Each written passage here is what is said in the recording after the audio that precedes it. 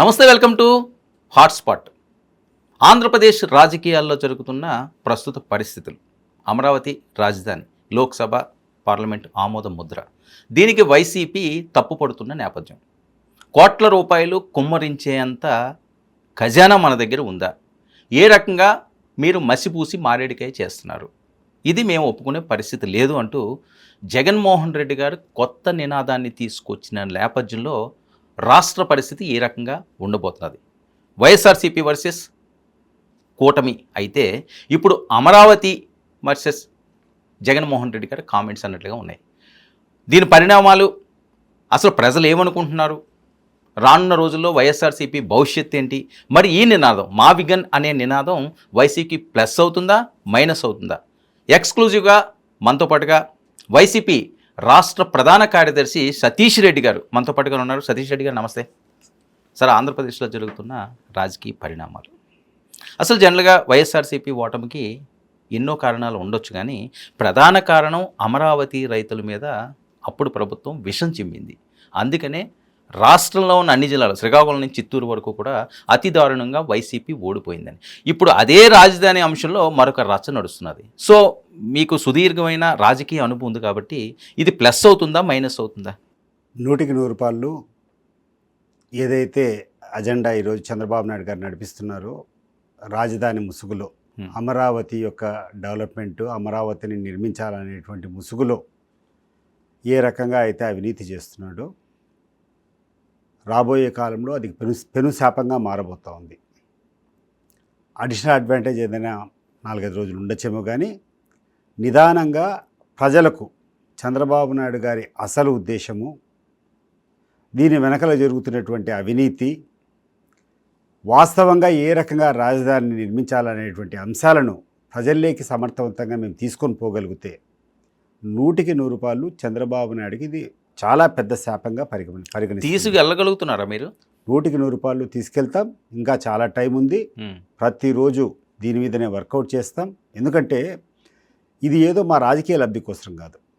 ఈరోజు చంద్రబాబు నాయుడు చేసేటువంటి కార్యక్రమం ఇది రాష్ట్ర ప్రజలకు ఒక శాపంగా మారబోతూ ఉంది. ఇదేదో వ్యక్తిగతంగా ఒక పొలిటికల్గా ఒక అజెండా తీసుకొని ఏదో వైఎస్ఆర్సీపీకి అడ్వాంటేజ్గా మార్చుకోవాలనుకోవడము, లేకుండా ఉంటే 4 ఓట్లు సంపాదించాలనేటువంటి విషయాన్ని పక్కన పెడితే, ఈ యొక్క అంశం ఏ రకంగా అయితే చంద్రబాబు నాయుడు గారు ఈరోజు అమరావతిని ప్రొజెక్ట్ చేస్తున్నాడో, ఈరోజు అమరావతి పేరుతో ఏ రకంగా దోపిడీలు చేస్తున్నారో, ఇది రాష్ట్ర ప్రజల భవిష్యత్తుతో ఆడుకోవడం. తప్పకుండా ఇది రాష్ట్ర ప్రజలకు పెద్ద శాపంగా. సార్, ఇందులో ముసుగే ఉంది. ఆయన డైరెక్ట్గానే చెప్తున్నాడు, ఇదిగో ఇన్ని కోట్లతో, ఇన్ని ఎకరాలతో ఈ రకంగా మేము డెవలప్ చేస్తామని చెప్పండి. పార్లమెంట్కి పంపించారు, రాజ్యసభకు పంపించారు, వాళ్ళు ఆమోద ముద్ర వేశారు. ఇందులో అవినీతి ఎక్కడ ఉంది? సరే, గతంలో 2014 నుంచి 19 వరకు రాజధాని మీద అవినీతి జరిగిందా? ఇదే మాట్లాడదాం వర్మ గారు. ఇప్పుడు మీకు అర్థమైంది, నాకు చెప్పండి, ఏం చెప్పాడు Chandrababu? I wanted to understand. మీ ద్వారా 14 నుంచి 19 వరకు అవినీతి జరిగిందా లేదా? మీ ద్వారా నేను అడగాల్సుకున్నాను అనుకుంటే, మీరు అర్థం చేసుకున్నది అమరావతి గురించి ఏం అర్థం చేసుకున్నారు? సెల్ఫ్ సస్టైన్ ప్రాజెక్ట్ కింద దాన్ని కొన్ని వేల ఎకరాలు తీసుకుని దాన్నే మళ్ళీ అమ్మి ఆ వచ్చిన డబ్బుతోటి రాజధాని నిర్మాణం చేస్తామన్నది వాళ్ళ ప్లాన్. అంటే ఒక విజన్ అనుకుంటున్నారు వాళ్ళు. వాళ్ళ అధికారంలో ఉన్నారు కాబట్టి, వాళ్ళకి అవకాశం ఉంది కాబట్టి ఆయన ఆలోచన సర్లేదు. ఇందులో మీకు నచ్చింది ఏముంది? Self sustaining. 11 సంవత్సరాలు అయిపోయింది కదా ఈ యొక్క కార్యక్రమం మొదలుపెట్టి. చంద్రబాబు నాయుడు గారు ఈ అమరావతిని క్యాపిటల్గా ఆ రోజు భూమి పూజ చేసినప్పటి నుంచి ఇప్పటికి 11-12 సంవత్సరాలు పూర్తి అయిపోయింది కదా. అప్పుడు ఒక 3 సంవత్సరాలు, అంటే 2 సంవత్సరాల తర్వాత స్టార్ట్ చేసినాడు అనుకోండి. అప్పుడు ఒక 3 సంవత్సరాలు, ఇప్పుడు ఒక 2 సంవత్సరాలు, 5 సంవత్సరాలు అయిపోయింది కదా. ఒక రాయి నయా పైసా దీని మీద ఈ సెల్ఫ్ సస్టైనింగ్ అని ఏదైతే పదం వాడుతున్నాడో చంద్రబాబు నాయుడు గారిని సూటిగా ప్రశ్నిస్తున్నా. ₹1 ఆదాయం వచ్చిందా 5 సంవత్సరాల్లో? 2019 నుంచి 24 వరకు ఎక్కడ పాలించారు వైఎస్ఆర్సీపీ వాళ్ళు? వైఎస్ఆర్సీపీలో జగన్మోహన్ రెడ్డి గారి ఆలోచన చాలా క్లియర్గా ఉంది. ఇది ప్రజాధనం. ఇంత ప్రజాధనం పెట్టుకొని ఒక వేస్ట్ కార్యక్రమం, ప్రజలకు ఇది ఉపయోగం లేనటువంటి కార్యక్రమానికి ఇంత డబ్బులు పెట్టడం అనవసరము అని చెప్పేటువంటి ఉద్దేశంతో ఆ యొక్క కార్యక్రమాన్ని ఆయన టేకప్ చేయలేదు. అయితే వద్దా, రాజధాని అవసరం లేదా? రాజధాని 100% రాజధాని అవసరం వర్మ గారు. కానీ రాజధానిలో ఏముండాలా? నా అభిప్రాయం ప్రకారం, లేకుండా ఉంటే ఏ ఇంటలెక్చువల్ యొక్క ఆలోచన ప్రకారం, లేకుండా ఉంటే రాజ్యాంగంలో మనకున్నటువంటి దాని ప్రకారం ప్రజల యొక్క ఆలోచన ప్రకారం అంటే రాజధాని అంటే ఏంటి? What is the meaning of a capital? A capital is a place where you have all the head of the institutions, where you have the chief minister, where you have all the functionaries, అందరూ కూర్చుండేదానికి ఒక అనువైనటువంటి కొన్ని బిల్డింగులు లేకుంటే వాళ్ళకు సౌకర్యాలు కల్పించి ఆ నుంచి పరిపాలన సాగించడమే తప్పితే నీకు విలాసాల కోసము ఏంటంటే అవి కట్టాలా, ఇది కాదు. ఒక అద్భుతమైన స్టేడియం కట్టాలన్నా లేకుంటే పెద్ద పెద్ద మల్టీ స్టోరీ బిల్డింగులు కట్టాలన్నా, ఇది కాదు ఆలోచన. క్యాపిటల్ అనేది ఏంటంటే ఒక ముఖ్యమంత్రితో సహా ఆయన మంత్రివర్గ సభ్యులు, అక్కడటువంటి ఆ ఎమ్మెల్యేసు, అదే రకంగా ఆఫీసర్లు, వీళ్ళందరూ అక్కడికి వచ్చి అక్కడి నుంచి రాష్ట్రాన్ని పరిపాలించేదానికి వాళ్ళకి కావాల్సినటువంటి మౌలిక సదుపాయాలు ఏర్పాటు చేయడమే తప్పితే చంద్రబాబు నాయుడు గారు చేసినట్టు తిక్క పనులు 1,00,000 ఎకరాలు కావాలా, లేకుండా ఉంటే కన్నా 1 ఎకరాకు 2 కోట్లు అవుతుంది డెవలప్మెంట్ కోసమే, 1,00,000 ఎకరాలకు 2 కోట్ల సహా 2,00,000 కోట్లు ఓన్లీ రోడ్లు, తర్వాత డ్రైనేజు, సీవరేజు, మౌలిక సదుపాయాలు ఆ ప్రాంతాన్ని డెవలప్ చేయాలంటే 2,00,000 కోట్లు అవుతుందంట. 2,00,000 కోట్లు అంటే ఎంత వర్మ గారు నాకు చెప్పండి? 2,00,000 కోట్లు అంటే ఈరోజు రాష్ట్రంలో ఉన్నటువంటి అన్ని ఇబ్బందులు, ఉదాహరణకు ఇప్పుడు మెడికల్ కాలేజ్ తీసుకుందాం. మెడికల్ కాలేజీలు ఏమని చెప్పారు చంద్రబాబు నాయుడు గారు? ప్రభుత్వం దగ్గర డబ్బు లేదనేది కదా, వద్దు అని చెప్పేసి పీపీపీ అన్నాడు. మీ అందరికీ తెలిసిందే, రాష్ట్ర ప్రజలకు అందరికీ కూడా తెలిసిందే. ప్రభుత్వం దగ్గర డబ్బులు లేవు కాబట్టి, ప్రభుత్వం అంత డబ్బులు భరించలేదు కాబట్టి పబ్లిక్ ప్రైవేట్ పార్ట్నర్షిప్తో చేద్దాము అని చెప్పేసి పోయాడు. దాంట్లోకంతా ఎంత అవసరమైంది? 17 మెడికల్ కాలేజీలకు, ప్రభుత్వ మెడికల్ కాలేజీలకు దాదాపు 6-7 పూర్తి అయిపోయినాయి. మిగిలినటువంటి బ్యాలెన్స్లో ఉన్నటువంటి దాంట్లో కూడా వివిధ దశల్లో ఉన్నాయి. 5,000 కోట్ల రూపాయలు నిధులుంటే ఆ 17 మెడికల్ కాలేజీలు కూడా ఈరోజు ఫంక్షనల్గా తయారవుతాయి. కాలేజీలు తయారైతే అక్కడ మెడికల్ హాస్పిటల్స్ తయారైతే బిల్డింగ్ కట్టించడం అని కాదు కదా, తర్వాత maintenance everything. Latest talk of తర్వాత మెయింటెనెన్స్ అయితే ఏమైంది? ఆర్డినరీ ఫీజులతో మెయింటైన్ చేస్తారు. ఫీజులేముంది కదా, విధానం అయితే ఉంది కదా. ఇప్పుడు ప్రతి ఒక్కరి దగ్గర 50% గవర్నమెంట్ సీట్స్, 50% పెరిగిన కొంచెం ఫీజులు పెంచి దాంతోనే చేస్తారు. ఇప్పుడు ఈయన చెప్పేది అదే కదా, అందులో వచ్చేది ఏదైతే ఉన్నదో భూములు అమ్మి దాంతో మేము చేస్తామంటున్నారు కదా. ఖజానా నుంచి డబ్బులు తీసిచ్చి ప్రజల మీద మేము భారం వేయము అని చెప్పి ఒక మాట అంటున్నారు. అది వేస్తారో ఏరో తర్వాత మార్చుకుంటారో లేదో అనే అంశం.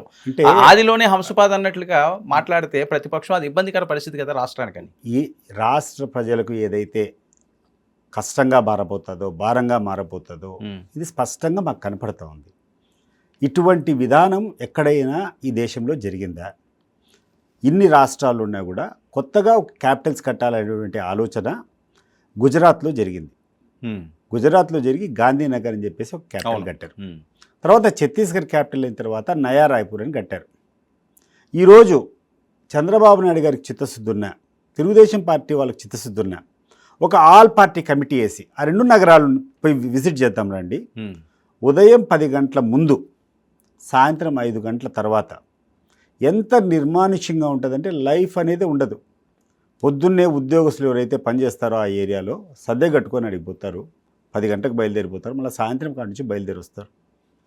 అటువంటి ఫెయిల్యూర్ మోడల్ తీసుకొని వచ్చి నువ్వు ఒక మారుమూల ప్రాంతంలో మంచి భూములు, ఈ దేశానికి అన్నం పెట్టేటువంటి మంచి సారవంతమైనటువంటి భూములన్నీ నువ్వు అక్వైర్ చేసి ఆ భూములన్నీ చెడగొట్టి ఈరోజు నిర్మించాలనుకుంటే how do you think it will be successful? ఇప్పుడు నీకు ఒక ఆలోచన ఉండేటప్పుడు గతం ఏంది, ఇంతకుముందు ఎట్లా చేశారు, ఇది సక్సెస్ఫుల్లా కాదని చెప్పేదానికి there or any number of examples. Okay, ఇప్పుడు 2019లో ఒక అద్భుతమైన మ్యాండేటరీ ఇచ్చారండి వైఎస్ఆర్సీపీకి. మరి మీరు అప్పుడు ఇవన్నీ ఆలోచించి పోనీ విశాఖపట్నమే అనుకున్నారు, అక్కడ మొదలు పెట్టలేదు, లేకపోతే 3 రాజధానులు అన్నారు. 3 రాజధానుల ప్రాంతంలో ఏమైందండి? ఒక రుషికొండ తప్పించి నీకు 2019 నుంచి 2024 వరకు ఏం జరిగాయి ఈ క్యాపిటల్ మీద ఆలోచన అనే దానికంటే జగన్మోహన్ రెడ్డి గారి ప్రియారిటీ వేరేది ఉన్నింది. పాలన ఎక్కడి నుంచైనా సాగిస్తాం. ఇప్పుడు ఎట్లా జరుగుతుందో అప్పుడు జరగలేదా? ఆ క్యాపిటల్ లేకుండా 2019 నుంచి 2024 వరకు పరిపాలన ఎక్కడి నుంచి సాగింది వర్మ గారు? 20-30 సంవత్సరాల తర్వాత కదా వాళ్ళు ఆలోచించేది. ఈ రోజు డెవలప్ అయిపోతాం లేదు కదా. ఇప్పుడు పుట్టిన బేబీ ఉంటుంది సార్, వెంటనే వాళ్ళ కాలేజీకి వెళ్ళిపోతారు, ఉద్యోగాలు చేసేస్తారు, పెళ్ళిళ్ళు చేసుకుంటారు, పిల్లల్ని కంటారా, ఇంకో టైం ఉంటుంది. బేబీ కదా ఇది. ఇంతకంటే తప్పుడు ఆలోచన, ఇంతకంటే తప్పుడు ఆలోచన చేసే విధానం ఇంకోటి ఉండదు. ఏదైతే కరెక్టో ఏదైతే తప్పనేది స్పష్టంగా మనకు అర్థమవుతుంది. రాజధాని కావాలా, రాజధాని నిర్మించాలా, మీరు అనుకుంటున్నారు, నేను అనుకుంటున్నా, రాష్ట్ర ప్రజలు అనుకుంటున్నారు. అది ప్రజలకు ఒక అవసరం అని చెప్పి ఈరోజు ఇంజెక్ట్ చేయగలిగింది. కానీ ఆ అవసరం బట్టి దానికి ఏం కావాలా, దానికి ఎంతవరకు మనం పెట్టాలా, దాన్ని మన దగ్గర ఉన్నటువంటి నిధులేంది, ఇవన్నీ ఆలోచన చేయకుండా ఏదంటే అది అర్థం పర్థం లేనటువంటి కార్యక్రమాలు చేస్తుంటే, ఒక చిన్న ఎగ్జాంపుల్ చెప్తున్నా. సపోజ్ నేనే ఉన్నా, నేను ఒక ఇల్లు కట్టుకోవాలనుకున్నా. నేను ఒక 10,000 ఎస్ఎఫ్టీలో ఇల్లు కట్టుకోవాలంటే ఓకే, సతీష్ పరిస్థితి పర్వాలేదు కదా, 10,000 ఎస్ఎఫ్టీ అంటే ఎంత అవుతుంది, ఒక 10 కోట్లు అవుతుంది, నేను పెట్టుకోగలుగుతాడులే అనుకుంటారు. సపోజ్ నా ఇంగ్రోంతా ఎక్స్క్లూజివ్గా ఇల్లు కట్టుకోవాలనుకున్నా, I can stretch to another ఒక 5 crores, 10 నుంచి 15కు ఇంగ్రోంత ఇటాలియన్ మార్బుల్లో లేకుంటే ఇంకోటి చేస్తే ఉంటే ప్రజలు ఏమనుకుంటారు, బా సతీష్ ఏదో బ్రహ్మాండంగా కట్టుకుంటున్నాడు అబ్బా ఇల్లు అనుకుంటున్నాడు. సతీష్ రెడ్డి ఆలోచన విధానం ఇది పక్కన పెట్టి, నేను ముఖేష్ అంబానీకి పెద్ద అంటాలే ఉంది కదా, బ్రహ్మాండంగా ఉంది కదా అంటాలే, అంటే ఇప్పుడు ముఖేష్ అంబానీకి ఉండేటువంటి ఇల్లు బ్రహ్మాండంగా ఉంది, నేను అది కట్టాలని ప్రయత్నం చేస్తే మీరేమంటారు చెప్పు నన్ను?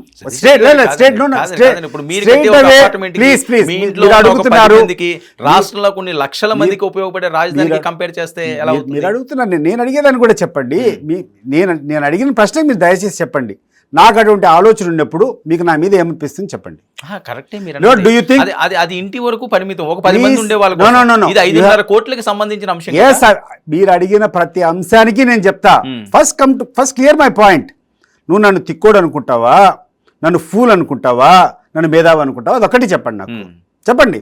నేను అంటాలియా కట్టాలనుకుంటున్నా అనుకునే ఆలోచన పెట్టుకుని మొదలు పెడితే మీలాంటి వాళ్ళు పక్కనుండే వాళ్ళంతా నన్ను ఒక తిక్కోని అనుకుంటారా, నన్ను ఒక మేధావి అనుకుంటారా, నన్ను ఒక విజనరీ అనుకుంటారా, ఆ మాట నాకు చెప్పండి please. Let us be. No, I will answer all your questions, Varma గారు. మీరు అడిగినటువంటి ప్రతి జవాబు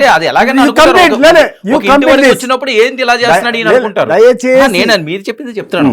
ఒక ఇంటి గురించి ఇలా మాట్లాడినప్పుడు మన స్తోమతకు మించి తాహతకు మించి ఎక్కువ అడుగులు వేద్దాం, నిత్యంలో ఎక్కువ వేద్దాం అనుకున్నప్పుడు ఫూల్ అనుకుంటావా? ఖచ్చితంగా అనుకుంటారు. ఏంటి ఇలా చేస్తున్నాడు, ఏం అర్థం లేదా? Right, okay. ఇప్పుడు ఏం కట్టాలనుకుంటారు, రాజధానికి ఏమేం కావాలా, మౌలిక సదుపాయాలు మీ దృష్టిలో ఏముండాయో కానీ నా దృష్టిలో ఒక సెక్రటేరియట్ ఉండాలా. ఎందుకంటే రాష్ట్రంలో ఉన్నటువంటి అన్ని డిపార్ట్మెంట్స్ సెక్రటరీస్ అంతా అక్కడి నుంచి పనిచేయాలి. ఒక సెక్రటేరియట్ బిల్డింగ్ ఉండాలా. ఎమ్మెల్యేలు వీళ్ళందరూ పోయి కూర్చొని ఉంటే దానికి ఒక అసెంబ్లీ ఉండాలా.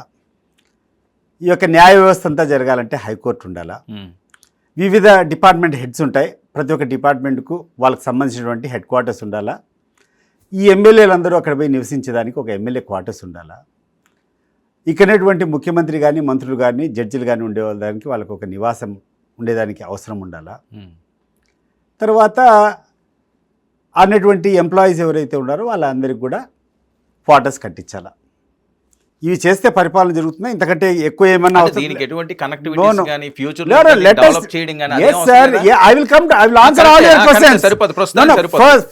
ఫస్ట్ టెల్ మీ, నేను ఆలోచన చేసే విధానం తప్ప కరెక్టా?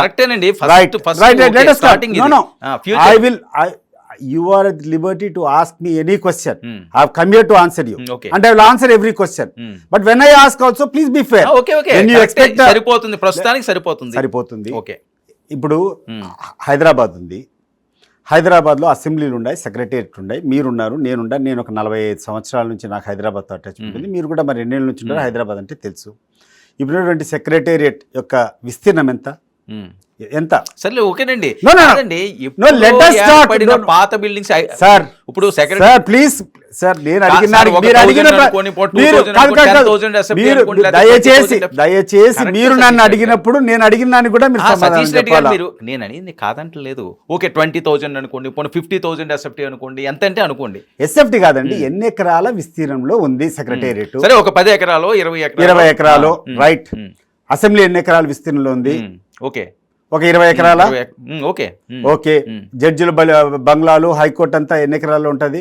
ఇంకొక 50 ఎకరాల, ఇంకొక 20 ఎకరాల, ఇంకా బఫర్ ఇంకా బ్రహ్మాండం కట్టుకోవాలా, 100 ఎకరాల, 200 ఎకరాల, 300 ఎకరాల. చెప్పండి ఎంత అవసరం ఇవన్నీ కట్టడానికి? ఎంత స్థలం అవసరం? సరే ఓకే, 100 ఎకరాలు, 300 కాకుంటే 500 ఎకరాలు వేసుకోండి.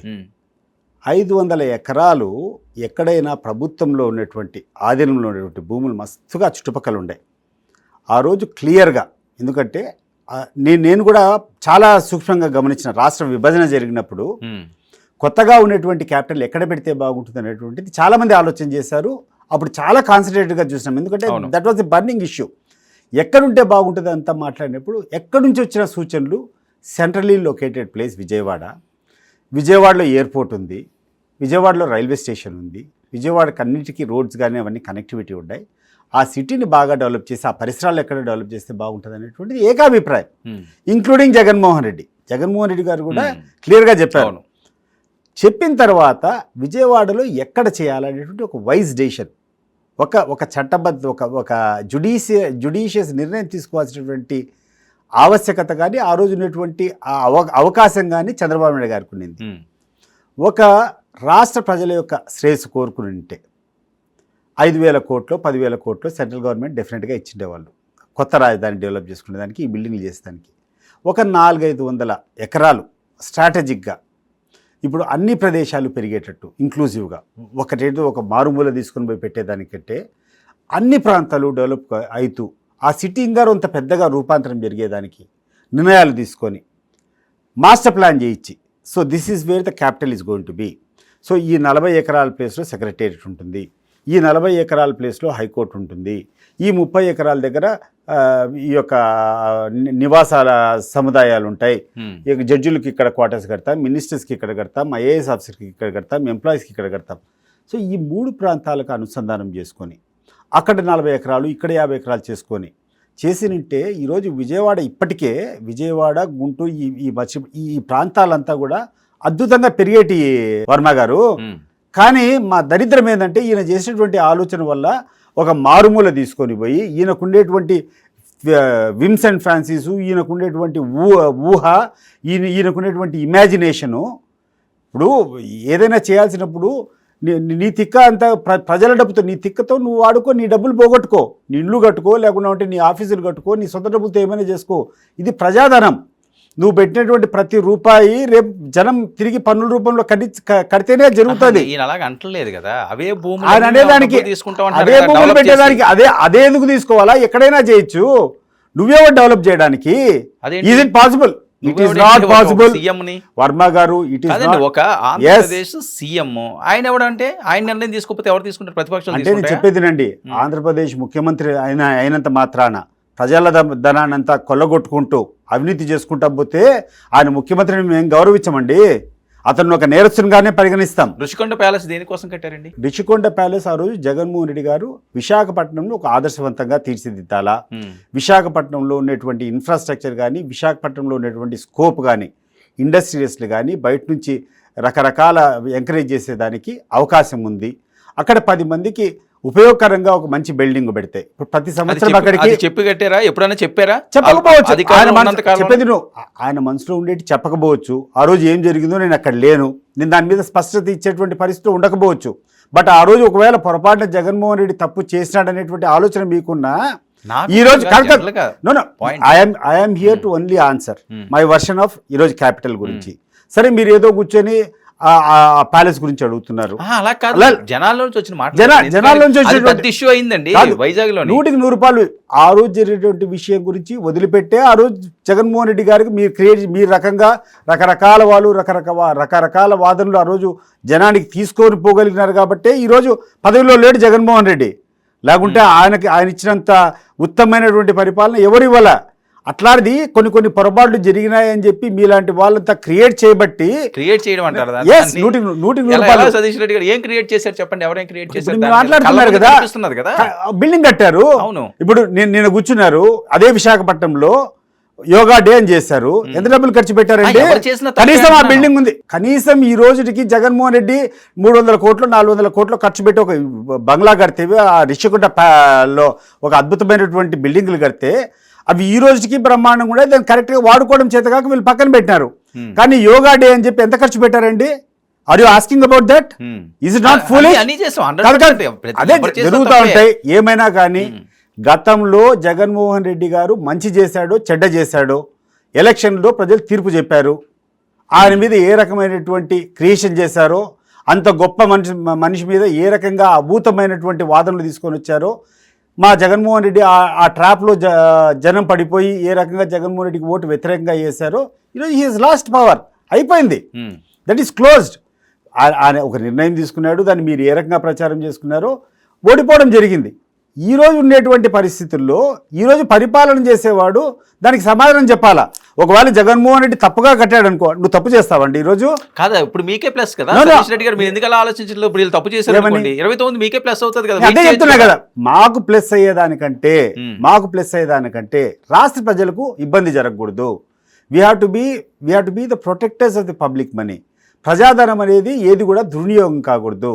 ప్రజలకు చెందాల్సినటువంటి డబ్బులు రేపు ప్రజలు తిరిగి కట్టబోయే పన్నుల రూపంలో కట్టేటువంటి డబ్బులు ప్రజలకు ఉపయోగకరమైనటువంటి కార్యక్రమాలకు ఖర్చు పెట్టాలి తప్పితే ఇది కూర్చొని నాకేదో ఇమాజినేటరీగా, నాకేదో ఊహలు, నాకేదో భ్రమ వచ్చింది, లేకుండా నాకు రాత్రి కల వచ్చింది, ఒక ఇంద్రభవనం కడతా, ఒక మయసభ కడతా, ఇవన్నీ కాదండి. నీ స్థాయి ఏంది, నీ స్తోమత ఏంది, నీ కెపాసిటీ ఏంది, నీ రీపేయింగ్ కెపాసిటీ ఏంది, ఎవడు కట్టాలా, ఇవన్నీ ఆలోచన చేసేటువంటి వ్యక్తి ముఖ్యమంత్రిగా ఉండాలా. డెవలప్మెంట్ అంటే మీరు చెప్పిన 4 అనే కాకుండా పెద్ద పెద్ద ఏమన్నా కంపెనీస్ వస్తాయంటున్నారు, పెద్ద ఇన్వెస్టర్లు తీసుకొస్తామంటున్నారు, తీసుకురండి కావాలి అంటున్నారు. దానికే నేను చెప్తున్నాను వర్మ గారు, we are also expecting the same thing. నువ్వు చేసేదానికి కరెక్ట్ ప్లానింగ్ చేసుకొని ఈ 3 నగరాల చుట్టూ ఒక మాస్టర్ ప్లాన్ చేసుకొని ఎక్కడెక్కడ వేకెంట్ ల్యాండ్స్ ఉన్నాయి, ఎక్కడెక్కడ ప్రభుత్వ స్థలాలు ఉన్నాయి, ఎక్కడెక్కడ ఖాళీ ప్రదేశాలు ఉన్నాయి అనేది ఒక విజన్ డెవలప్ చేసుకొని ఒక మాస్టర్ ప్లాన్ క్రియేట్ చేసి మేము ఫ్యూచర్లో ఈ రోడ్స్ అన్ని ఇట్లా కనెక్టివిటీ తీసుకొని వస్తాము, ఇక్కడ ఇప్పుడు ఈ పలానా ఆఫీసులు ఇప్పుడు కడతాము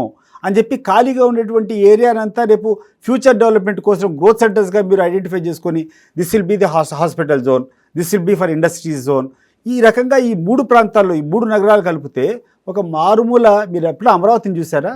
అమరావతికి ఈరోజు పోవాలంటే, ఒక సామాన్యుడు పోవాలంటే ఎంత ఖర్చు అవుతుంది వర్మ గారు?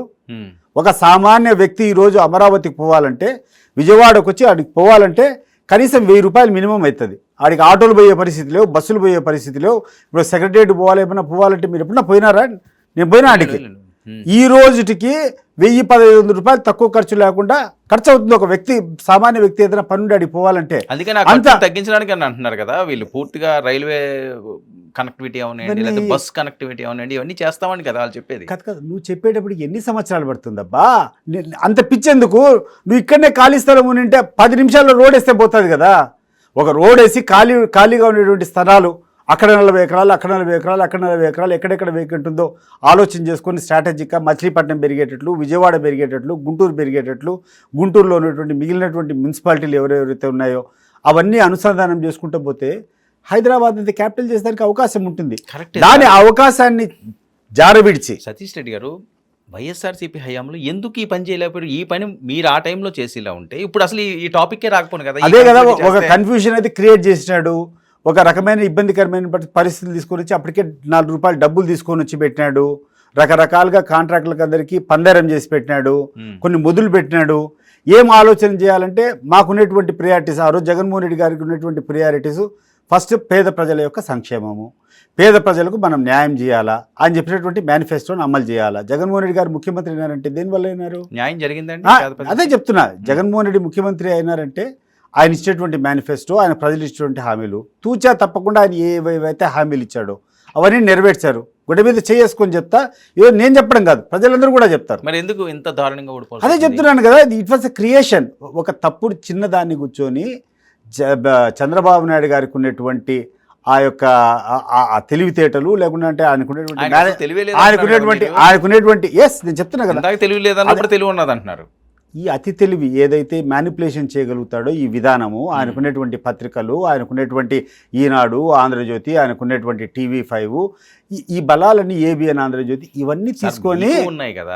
దానివల్ల ఏమవుతుందండి? ప్రజలు నమ్మేస్తారని కాదు, ఒక సిద్ధాంతాన్ని, ఒక తప్పుడు విధానాన్ని, ఒక తప్పుడు నినాదాన్ని జగన్మోహన్ రెడ్డి సంబంధించినటువంటి ఒక వ్యక్తి చిన్న తప్పు చేస్తే అది పెద్దగా లోడ్ చేయడము, దాన్ని సమర్థవంతంగా మా పార్టీలో ఉన్నటువంటి వాళ్ళు జనంలోకి తీసుకుని పోయేదంటూ ఇట్ వాస్ ఎ ఫెయిల్యూర్. ఎప్పుడు కూడా నేను మంచి పరిపాలన ఇస్తున్నా కదా, నాకేమనేటువంటి ఆలోచనలో జగన్మోహన్ రెడ్డి గారు ఉన్నారు. మధ్యలో ఒక చిన్న ఇన్సిడెంట్, ఒక చిన్న మాట, ఒక తప్పుడు మాట ఒక వ్యక్తి మాట్లాడితే అది పార్టీకి అంతా చుట్టుకుంది. మీకు తెలుసు కదా instances, I don't want to repeat all that. దాన్ని ఎంత బ్లోట్ చేశారు. అదే ఆ మెకానిజం ఫెయిల్ కావడము, వీళ్ళకు ఉన్నటువంటి ప్రచారం చేసుకునేటువంటి శక్తి వీళ్ళకి ఎక్కువ కావడం వల్ల జగన్మోహన్ రెడ్డి మీద దుష్ప్రచారం చేసే దాంట్లో వాళ్ళు దీర్ఘమైన రాజకీయం అనుభవం ఉన్నది, ఎన్నో ఏళ్ళు పెట్టి చూసుకొస్తున్నారు. చాలా మంది నాయకులను మీరు చూశారు, చాలా మందితో అసలు అలుపెరగని పోరాటం కూడా మీరు చేసిన సందర్భాలు ఉన్నాయి. సెల్ఫ్ గోల్ వేసుకున్నారు కదా వైఎస్ఆర్సీపీ.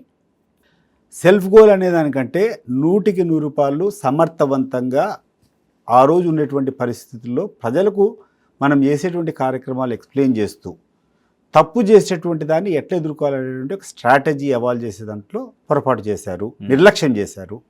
ఆ నిర్లక్ష్యమే ఈరోజు పెనుభారం అయిపోయింది, ఎలక్షన్లు ఓడిపోవడానికి కారణమైపోయింది. ఉదాహరణకు పెద్ద ఎత్తున ఈ యొక్క మన భూమి సమగ్ర సర్వే గురించి ఎవరన్నా ప్రభుత్వము ఎవరన్నా ముఖ్యమంత్రి తీసుకొని వాళ్ళు భూములు రాసుకుంటారా? ఏ రకమైనటువంటి ఒక క్రియేషన్ ఒక ప్రచారం చేశారంటే జగన్మోహన్ రెడ్డి గారు రాష్ట్రంలో ఉన్నటువంటి రైతుల యొక్క భూములన్నీ పాస్ పుస్తకాల్లో ఆయన ఫోటోలు వేసుకుంటాడు, ఆయన భూములన్నీ తీసుకొని ఈయన తాకట్టు పెట్టుకుంటాడనే రకంగా ప్రచారం చేశారు. మీకు తెలుసు. సో అది చాలా పెద్ద డ్యామేజ్ అయింది. సో అక్కడ ఏంది పొరపాటు అంతా ఏంది, చిన్న పొరపాటు ఏంటంటే జగన్మోహన్ రెడ్డి గారి ఫోటో పాస్బుక్లో పెట్టడం. మరి అది ఎందుకంటే ఇప్పుడు I'm not answerable to what ever has happened earlier. గతంలో ఏం జరిగిందో అనే దానికి ఆన్సర్ చేసేదానికి లేను ఇక్కడ వర్మ గారు. అండ్ ఐ డోంట్ నో, నేను ఆ రోజు పార్టీలో లేను. నేను పార్టీలో ఎంటర్ అయిందే 2024 ఎలక్షన్స్ జస్ట్ ముందు ఎంటర్ అయినా. ఇప్పుడు అప్పటి నుంచి నాకేం జరుగుతుందో పార్టీలో తెలుసు. బట్ డెఫినెట్లీ జగన్మోహన్ రెడ్డి గారిని చాలా దగ్గరగా పరిశీలించిన, చాలా దగ్గరగా ఆయనతో మెలుగుతున్నాను నేను. ఇప్పుడు ఆయన ఉద్దేశాలు కానీ ప్రజల పట్ల ఆయనకున్నటువంటి కమిట్మెంట్ కానీ నేను ఏ నాయకుని దగ్గర కూడా చూడలే. But definitely there is a communication gap.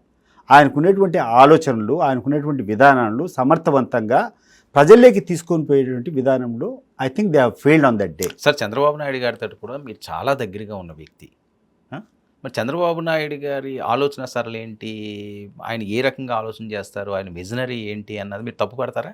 Chandrababu Naidu గారు 1995లో ముఖ్యమంత్రి అయినటువంటి పరిస్థితుల నుంచి ఈరోజు ముఖ్యమంత్రిగా ఆయన పరిపాలిస్తున్నటువంటి తీరుకు నక్కకు నాగలోకి అనుకున్నంత తేడా ఉంది. ఏంటి ఆ డిఫరెన్స్ చెప్పండి. చెప్తున్నాను స్లోలీ, ఎందుకంటే నేను ఒకటి చెప్పే లోపల మీరు దాన్ని స్కిప్ చేసుకోండి. ఇప్పుడు you have to allow me time.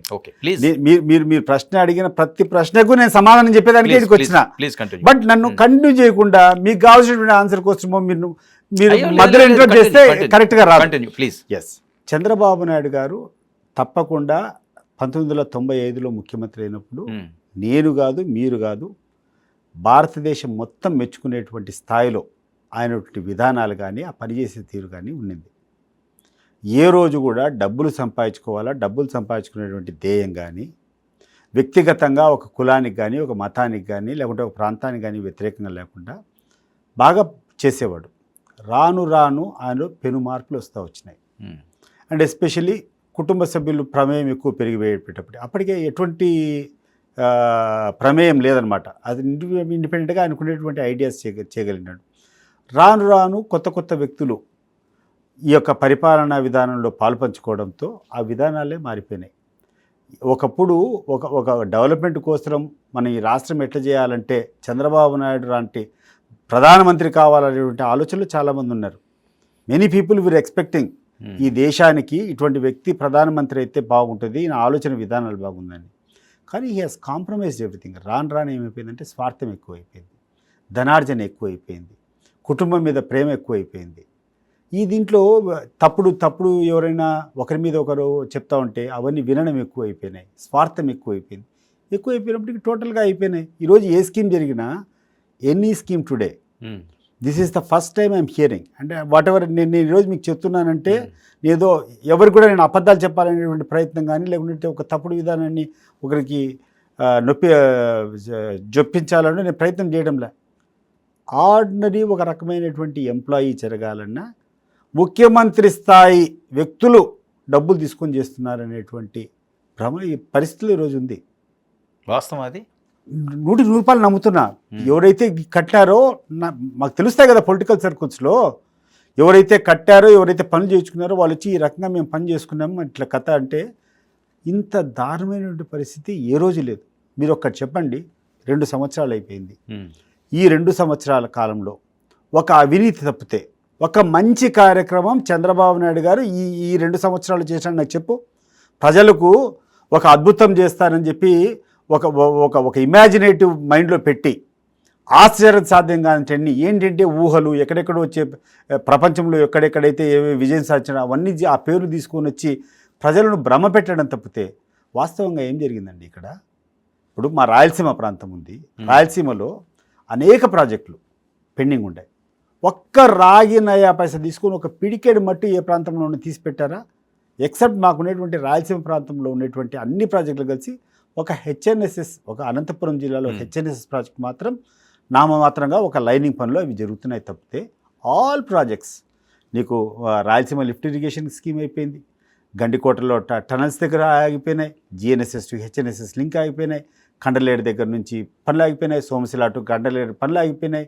ఏ పనైనా ఆఖరికి లెట్ మీ కంప్లీట్ నేను చెప్పేటప్పుడు, ఎందుకంటే ఆఖరికి జగన్మోహన్ రెడ్డి గారు మన వెలుగొండ ప్రాజెక్టు మన ఒంగోలు జిల్లాకు చాలా ఇంపార్టెంట్ ప్రాజెక్ట్ అంతా టన్నల్స్ అంతా పూర్తి చేస్తే 600 కోట్లు 800 కోట్లు ఈరోజు ల్యాండ్ అక్విజిషన్ చేస్తే అటు నీళ్ళు పెట్టచ్చు. You can impound water in that Veligonda reservoir.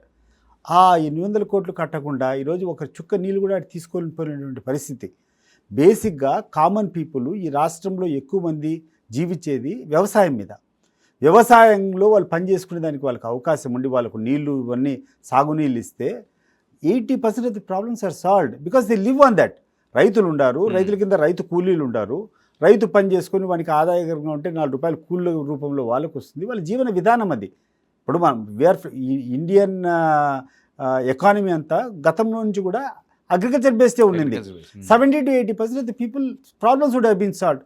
₹1 ఖర్చు పెట్టారా? చిత్తశుద్ధి ఉంటే ఈయనకు ₹1 ఖర్చు పెట్టాడా? 40,000 కోట్ల రూపాయలు ఈరోజు ఖర్చు పెడితే రాయలసీమలో ఉన్నటువంటి అన్ని పనులు కంప్లీట్ చేసి ఒక అద్భుతమైనటువంటి పరిస్థితుల్లో 40,000 కోట్లతో చేయొచ్చు వర్మ గారు. You are talking about 2 lakh crores to increase only మౌలిక సదుపాయాలు ఇక్కడ క్రియేట్ చేయడానికి ఈ క్యాపిటల్ ఏరియా అని చెప్పి నువ్వు ఏదైతే భ్రమ పెడుతున్నావో ప్రజలు, దాంట్లో మౌలిక సదుపాయాలకే 2 లక్షల కోట్లు ఖర్చు అవుతుంది. దాంట్లో ఎంత 40,000 కోట్లు అంటే ఎంత? It is hardly 20% of that. క్యాపిటల్లో నీకు కావాల్సినటువంటి మౌలిక సదుపాయాలకు అయ్యేటువంటి ఖర్చులో 20% కంప్లీట్ చేస్తే రాయలసీమలో ఇంక్లూడింగ్ ఒంగోలు, ఇంక్లూడింగ్ నెల్లూరు అన్ని ప్రాజెక్టులు పూర్తవుతాయి. It is a challenge. నా దగ్గరికి 40,000 కోట్లు ఇమ్మని చెప్పండి, నీళ్ళకు ప్రాబ్లం లేకుండా, సాగునీటికి తాగునీటికి ప్రాబ్లం లేకుండా I clear it. 20% of the cost. ఉత్తరాంధ్రలో అంతా ఉన్నటువంటి ప్రాజెక్టులన్నీ కంప్లీట్ చేయాలంటే 10,000 కోట్లు. 10,000 కోట్లు ఉంటే అనేటువంటి ప్రాజెక్టులన్నీ ఆ జంజావతి ఏమేమి ఉన్నాయి అన్ని ప్రాజెక్టులు నేను ఐ హ్యాడ్ క్లియర్గా ఉంది. మీకు మళ్ళీ కూడా నెక్స్ట్ టైం అంటే ఎక్స్ప్లెయిన్ చేస్తాను. 10,000 కోట్లతో నీకు అన్ని కంప్లీట్ అవుతాయి. అది that is 5% of your expectation. నువ్వు చెప్పేటువంటి 2 లక్షల కోట్లు. 5,000 కోట్లు ఇస్తే గవర్నమెంట్ మెడికల్ కాలేజీలన్నీ పూర్తి అయిపోతాయి. 2.5% ఆఫ్ యువర్ 2 lakh crores. అదే కదా ఈరోజు తెలిసే ఈరోజు మాట్లాడుతున్నాం. ఈరోజు తెలిసే సమర్థవంతంగా మాట్లాడాలని నేను బయటకు వస్తున్నా. తెలియదేముంది ఆయనకు ఆశ. ఇప్పుడు ఏదైతే మీరు ఒకసారి మన నరేంద్ర మోడీ గారు 2019లో ఎలక్షన్లో వచ్చినప్పుడు క్లియర్గా చెప్పారు చంద్రబాబు నాయుడు గురించి. ఆయనకు స్పష్టంగా తెలుసు చంద్రబాబు నాయుడు ఎటువంటి వ్యక్తో తెలిసి ఒక బహిరంగ సభలో మాట్లాడతా పోలవరం ప్రాజెక్ట్ అనేది చంద్రబాబు నాయుడు గారికి ఒక ఏటీఎం మాదిరి అయిపోయింది అని అన్నాడు. ఇంతకంటే దారుణమైనటువంటి కామెంట్ ఊరేసుకొని సావాలా? ఒక ముఖ్యమంత్రి దానికి ఎక్స్ప్లెనేషన్ అన్నా ఇవ్వాలా, లేకుంటే ఊరేసుకొని అన్నా సావాలా? మోదీ గారు మళ్ళీ వీళ్ళతో అదే కదా నేను అడుగుతున్నా. సిగ్గులేక వీళ్ళు పోయి కలుసుకున్నారు వాళ్ళ దగ్గర. దీనికి నరేంద్ర మోడీ ఏమన్నాడు, దానికి ఒక ఎక్స్ప్లెనేషన్ అన్నా ఇమ్మని చెప్పు. నరేంద్ర మోడీ తప్పుడు మాట్లాడాడు అని చెప్పి నరేంద్ర మోడీని విమర్శించాలి కదా. నువ్వు కదా పరిగెత్తుకుంటా పోయి సాష్టాంగం పడి నువ్వు నాకు అలయన్స్ కావాలి, నువ్వు లేకుంటే దిక్కు అని చెప్పి అప్పుడు పోయినాడు. ఈరోజు కూడా అదే పరిస్థితిలో ఉంది కదా రాష్ట్రము. ఏం తెచ్చినావు ఈ రాష్ట్రానికి? వాళ్ళకి బెనిఫిట్ అయిందా, బీజేపీ బెనిఫిట్ అయిందా, కూటమిలోకి రావడం, టీడీపీ బెనిఫిట్ అయిందా? అది వాళ్ళకిద్దరికి ఎవరికి బెనిఫిట్ అయినా నరేంద్ర మోడీ గారు ఒక ప్రధానమంత్రి, భారతదేశ ప్రజలందరూ కూడా అభిమానించే నాయకుడు. అంత గొప్ప నాయకుడే నీ గురించి ఇంత చీప్గా మాట్లాడాడంటే either you should give an explanation to that or you should condemn that. నువ్వు దాన్ని ఇప్పటివరకు నువ్వేం మాట్లాడావు? పోలవరంలో నరేంద్ర మోడీ గారు మాట్లాడేటువంటి మాట, పోలవరం ప్రాజెక్టు చంద్రబాబు నాయుడుకు ఒక ఏటీఎం మాదిరి తయారైంది, ఒక పబ్లిక్ మీటింగ్లో మాట్లాడాడు. దాని మీద చంద్రబాబు నాయుడు రియాక్షన్ ఏంది? సార్ మరి అదే అవకాశం మీకు వచ్చినప్పుడు ఎందుకు వినియోగించుకోలేకపోయింది వైఎస్ఆర్? నేను చెప్తున్నాను కదా, ఆ పోలవరం కంప్లీట్ చేస్తే ఈరోజు అది మీకే వచ్చింది కదా. పోలవరం కంప్లీట్ చేసేటువంటి ప్రక్రియ మేము ఎక్కడా ఆపలే. పోలవరంలో విపరీతమైనటువంటి నరేంద్ర మోడీ గారు చెప్పినట్టు రకరకాల అవినీతులు జరిగాయి. ఆ అవినీతులన్నీ తీసి నీతివంతంగా ప్రజల డబ్బులు సేవ్ చేస్తూ ఆ యొక్క ప్రాజెక్ట్ కట్టాలనేటువంటి ప్రాజెక్టులో కొంచెం జాప్యం జరిగింది. తర్వాత పనులు వేగవంతంగా కంటిన్యూ అయినాయి. Never stop. ఓపెన్ చేస్తామంటున్నారు కదా. ఓపెన్ చేయని, ఎవరైనా ఓపెన్ చేయని, ఏమైనా కానీ జగన్మోహన్ రెడ్డి గారు ఉన్నటువంటి టెన్యూర్లో పోలవరం పనులు ఆగలేదు. పోలవరం పనులు కంటిన్యూ అవుతూనే ఉన్నాయి. బట్ ఈరోజు రాయలసీమలో జరిగేటువంటి ఇరిగేషన్ ప్రాజెక్ట్స్ అన్నీ స్టాప్ అయినాయా లేదా? మీరు రెడీ అయితే నేను వస్తాను, ఇప్పుడు పిలిచిపోతాం మిమ్మల్ని.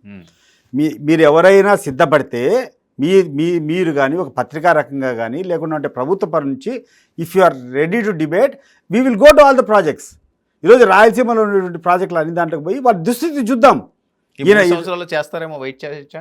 అంటే 2 సంవత్సరాల్లో చేయనటువంటి వ్యక్తి నువ్వు ప్రజలకందరికీ ఒక భ్రమలో పెట్టి, ఒక భ్రమ క్రియేట్ చేసి, ఒక ఇమాజినేషన్ క్రియేట్ చేసి, ఆ ఇమాజినేషన్ ద్వారా కింద నీకు కావాల్సినటువంటి పనులన్నీ నువ్వు చేసుకుంటాను, చాప కింద నీరు మాదిరి నీకు ఎంత డబ్బులు కావాలని డబ్బులు కలెక్ట్ చేసుకుంటా, అవినీతి చేసుకుంటా ఉంటే ఎట్లా చేస్తారు? అవినీతి చేసినప్పుడు ఎందుకు మీరు వేట్ చేశారు?